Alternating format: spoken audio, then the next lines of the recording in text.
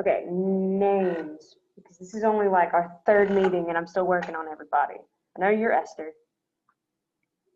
You're Hayden. You're Trent. Not Trenton, right? You like Trent. You're Peyton. And you are, what'd you say? Oh, I'm glad you said Andrew, because I was going to call you John. I don't know where that came from, but sorry. All right, so last week, we're going to go ahead and jump in and get started, and we're going to get interrupted by the intercom, but whatever. And that way you guys have more time to actually work on the assignment yourself. So what we're going to do is we are going to talk about the excise taxes. So last week we talked about which war?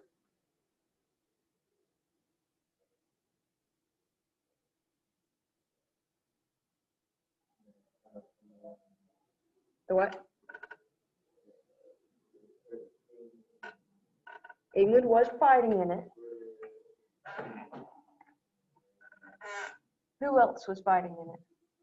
The British were fighting. The Native Americans were fighting. The French and Indian War. There we go. All right, so we talked about the French and Indian War last week, right? All right, and the big thing about the French and Indian War is that it was expensive. All right. Well, I'm not going to ask it that way. All right. The line that gets drawn by Great Britain and the colonists is who has to pay for that war, right? How do we pay for wars? Taxes, right? So the colonists are of the opinion that they are British citizens, right? And that Britain came over to fight the war to protect its citizens. So they shouldn't have to pay taxes for something that Great Britain should have done anyway, right? The British say that they were over there protecting the colonists, period, not because the colonists are British citizens, but because they needed help. So they are the ones that have to pay for it.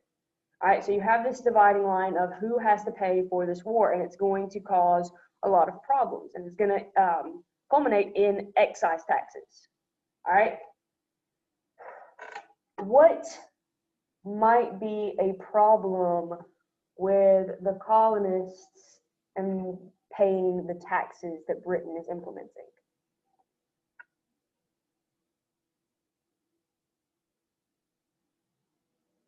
Guesses are fine.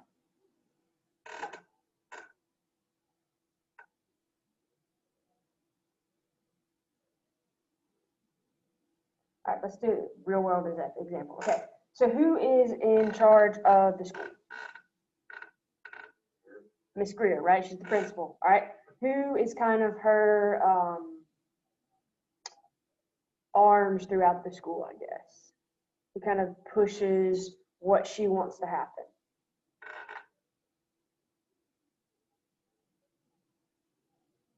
Faculty and staff, right? So you have principal, you have faculty and staff who kind of implements anything that she wants. And then who is the bottom rung? Sorry, guys, you are the bottom of the social hierarchy. All right. Do you guys have issues in the school sometimes? Right, you do. All right. Do you have problems with some of the, let's say, like policies that the principal or the teachers might try to put forth to you guys and force on you? You have problems with some of those? Think like dress code, or like when I was in high school, guys couldn't have beards and they couldn't have their hair longer than like the back of their collar of their shirt, right? Those are issues that you guys face, right? Okay. Do you have a way to tell us and the principal that you don't like those? You have representation, I guess. You do. What do we call your representation? They organize homecoming, tell us all the days for dress up. do the announcements. It's a student body. You elect them. What do you call that?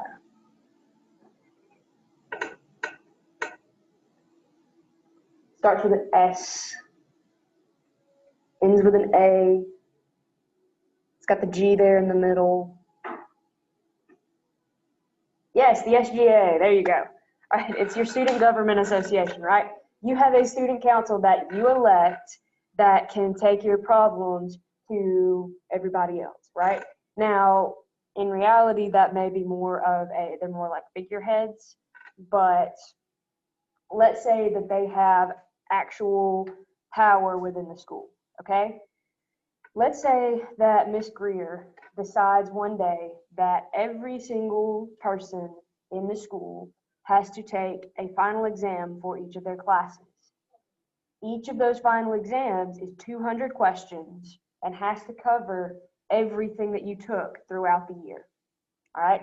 Covers every single topic, and you have zero choice but to take that exam. All right? And in this situation, let's say you have to come to school. All right? You can't just quit. You can't stay at home, and you can't tell your parents about it. All right? What are y'all going to do? You're going to freak out. All right? What else can you do? Who are you going to freak out to? There's a better question.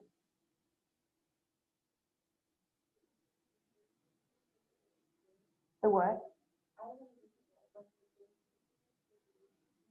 All right. Can you go directly to the principal? All right. What if you can't tell the teachers? Who would you tell? Can't tell your parents. Who is the student representation? The student council, right? SGA. All right. So you guys can tell your SGA. Let's say Trent is your president of the SGA. Congratulations, Trent. All right. You guys say, Trent, fix it. All right, Trent, what are you going to do? Who's the first person you're going to go talk to? You're going to talk to the principal first? I mean, that's fair. You can do that. Would you talk to some of your teachers as well, so you can get them behind you? And then say, superintendent. Okay, we're just gonna leave it at the school level. All right. All right. So Trent is our SGA president. He is going to go to other teachers. He's going to get some backup, and then he's going to go to a principal, and he's going to address the problem for you guys. Right. All right. What if we didn't have a student counselor in SGA? Then what are you going to do? Do what? You can deal with it? So everybody's going to take a 200 question exam for every single class? Who's going to pass those every single test?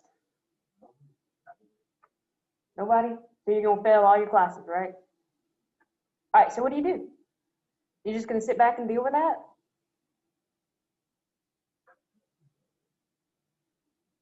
What could you do?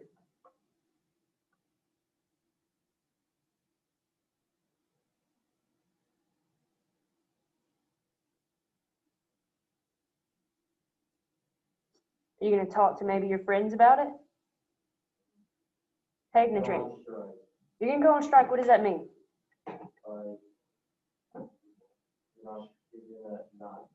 Right, you're not going to do it, right? So if Hayden and Trent say, hey guys, we're not taking this test, if we all come together and say, we're not doing it, you guys going to join us? You guys going to join them? Yeah? All right. What if you've tried everything else? All right. You tried boycotting it and everybody failed anyway. You tried taking your concerns to the teachers and they didn't do anything. You tried saying, hey, Ms. Greer, this is wrong. What do you do after that? You can't drop out. Nobody's helping you. What are you going to do? Strikes didn't work. Boycotts didn't work. What's the next step?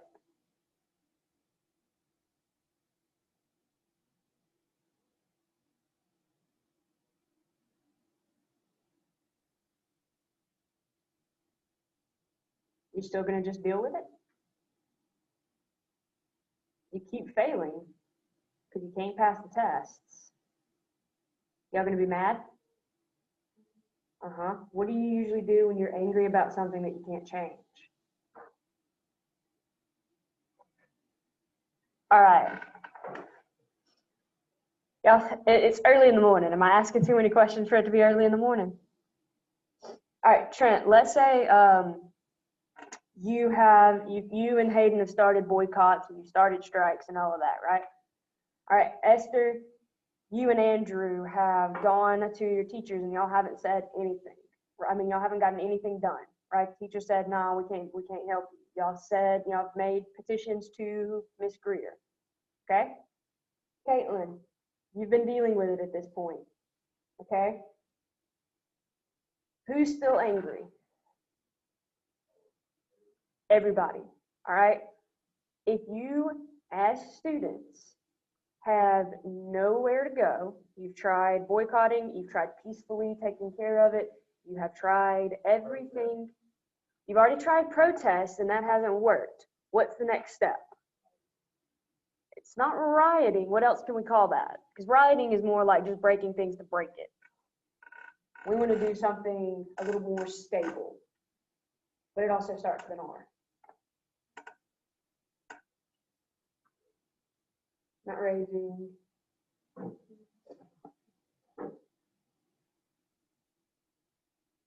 Starts with an R. There's an E after that. It's like a riot, but it's more controlled. A revolution, right? You guys can start a revolution and take over. Now, granted, please don't ever start a revolution in the school. Calm down. But that is the next step. That's what the colonists are going through right now. Okay, they have attempted peacefully talking to Great Britain.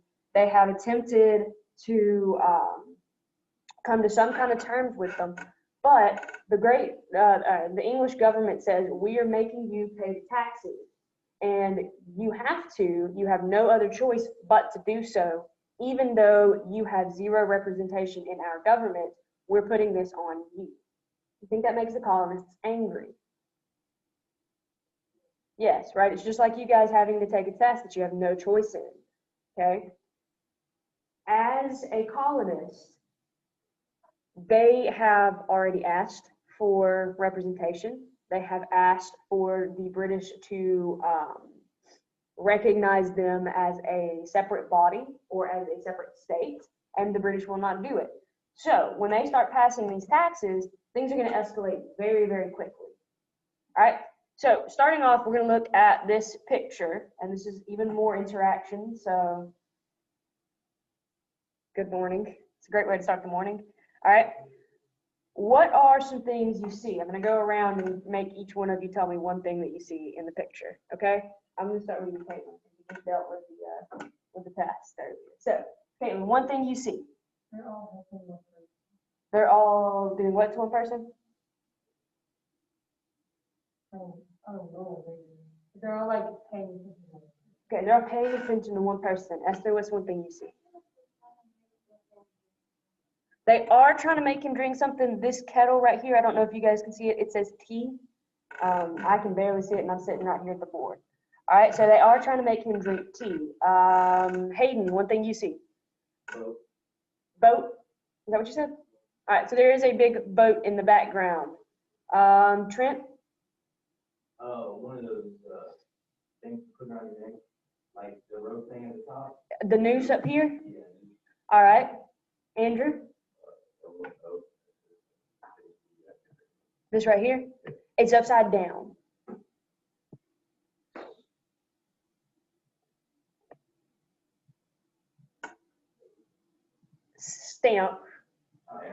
Stamp Act, okay? So you've got the Stamp Act here, we've got a noose, we've got a boat, this guy's being forced to drink tea, all of these people are standing around him, paying him attention. All right, what are some other things that we see? You can call them out. The Liberty Tree, right? Okay, what is on the Liberty Tree? The Stamp Act, what else? A noose, okay? Do you think it's important that the Stamp Act is upside down? Yeah? You think it's important that the noose is hanging from a liberty tree? What do you think that might mean? There's two possibilities.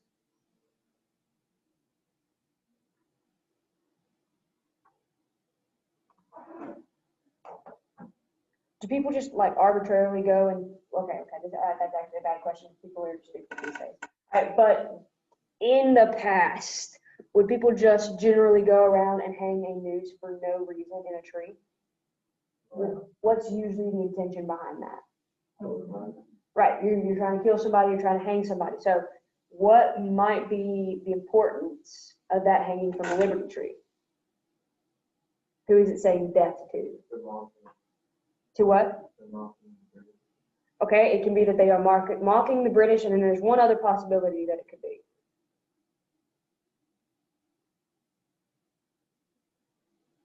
All right, well, mocking the British is correct, so we're going to go down that path anyway, and I won't confuse you with the other side of it. All right, so we have a noose hanging from the Liberty Tree. The Stamp Act is upside down. We're mocking the British, right? We are saying death to something. All right, what is the significance of this boat back here? It is the Boston Tea Party. Very good. How did you know that? They are dumping tea into the ocean. You can kind of barely see these people back here, but they are dumping the boxes into the ocean. All right. What might be the significance of these people right here? What's going on with this dude?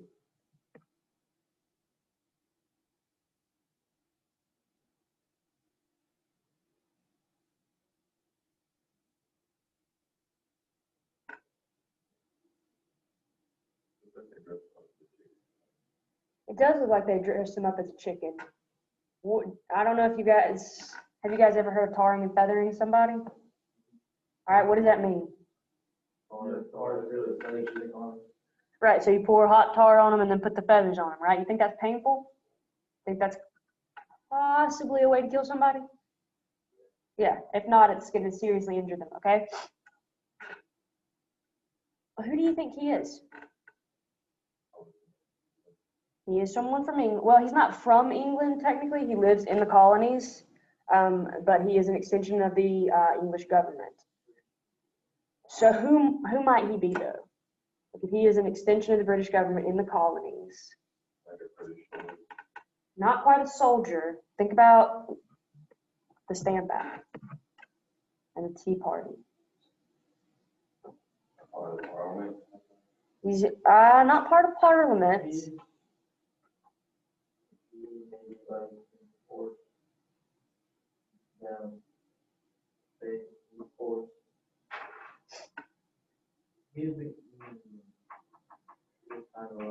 He's enforcing something.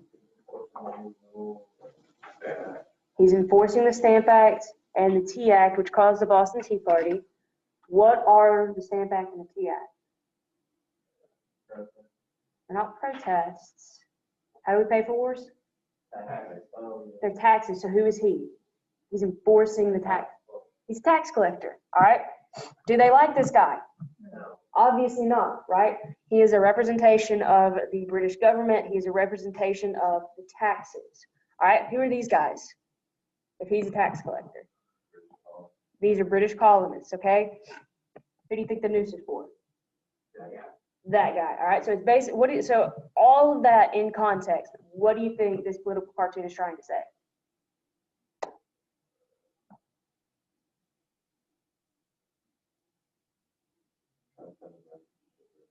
What kind of a message?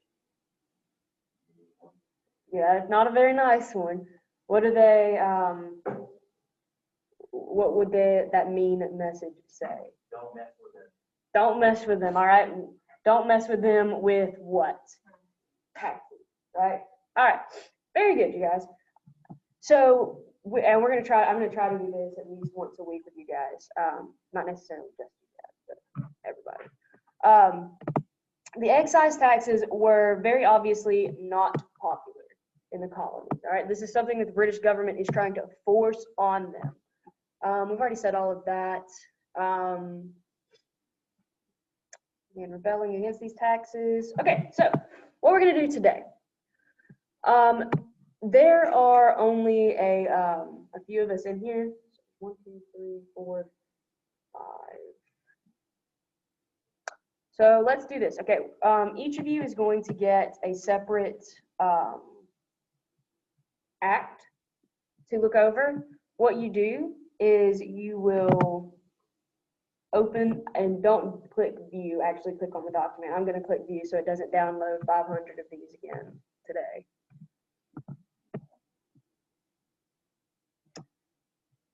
But eventually when it loads, it's going to give you about 3 documents per person to read over and to look at, and it's going to ask you some questions.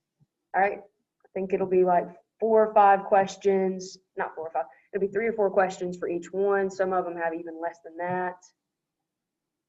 All right, and you are researching a specific act. There's 4 of them that we'll talk about: the Quartering Act, the Stamp Act, the Sugar Act, and the Townsend Act. All right, when you have that answered, you have this handy dandy British legislation organizer. And I'm not going to make you guys do the poster portion of it because there's only one of you to do it, so it'll take a whole lot longer. All right, what you're going to do is you're going to put your act here. You're going to put the date it was passed, what it did, and the colonial response, okay? All of these are in your documents that you're about to read and answer the questions for, all right? You are responsible for one act. You will fill out this for your act, and then we'll come together at the end of class and fill this in for everybody. Does that make sense? Yeah. Okay, so let's see. Somebody want the Quartering Act? Does anybody have any, like, I want one of those to research? Okay, randomly assigning them. Quartering Act goes to Caitlin. Esther, will you take the Stamp Act? Andrew, the Sugar Act, and then Trent and Hayden. Are you guys friends? You guys like each other okay? No? Okay, work together anyway. Y'all do the Townsend Act together, okay? Because it is a little bit more to it, okay? All right, any questions, comments, or concerns? All right. Well, I'm going to give you guys until probably about 9:40 to do this because it's a lot to do.